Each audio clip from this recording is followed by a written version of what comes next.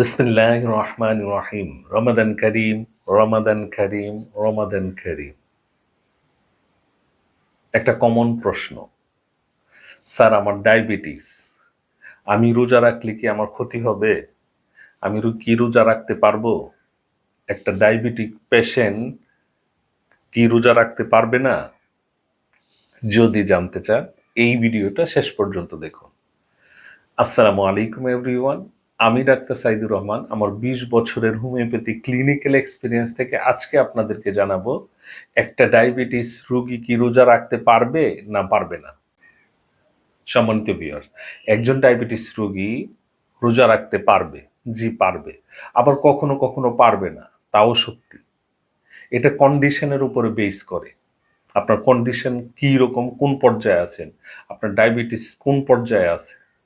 তো ম্যাক্সিমাম ক্ষেত্রেই যদি আপনি নিয়ম সময় মেনটেন করেন তাহলে অবশ্যই আপনি রোজা রাখতে পারবেন। আপনার রোজাতে আপনার ডায়াবেটিস উল্টা আরো কম হবে, রিভার্স হবে। আপনার ডায়াবেটিস কখনই রোজাতে বাড়বে না, রিভার্স হবে। তাই ডায়াবেটিস রোগীদের জন্য রোজা রাখার নিয়ম, খাবার দাবারের নিয়ম, সময় এইগুলির উপরে ডিপেন্ড করে আপনি কি রোজা রাখতে পারবেন না পারবেন না। তাই আমার পরামর্শ হচ্ছে, যারা ডায়াবেটিস রোগী আছেন আপনার সময়টা মেনটেন করে আপনার খাবার দাবার থেকে সাদা ভাত, রুটি এইগুলি যদি স্কিপ করে আপনার যেইগুলি ইনস্ট্যান্ট সুগার স্পাইক করে আপনার সাদা ভাত, রুটি, চিনি, ভাজা পোড়া এই খাবারগুলি যদি স্কিপ করে আপনার খাবারের মধ্যে পর্যাপ্ত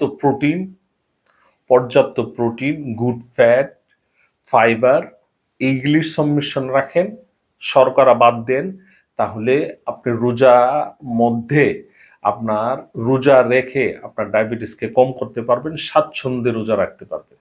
আল্লাহ সুবহানাহু ওয়া তাআলা আপনাদেরকে স্বাচ্ছন্দ্যে রোজা রাখার তৌফিক দান করুন।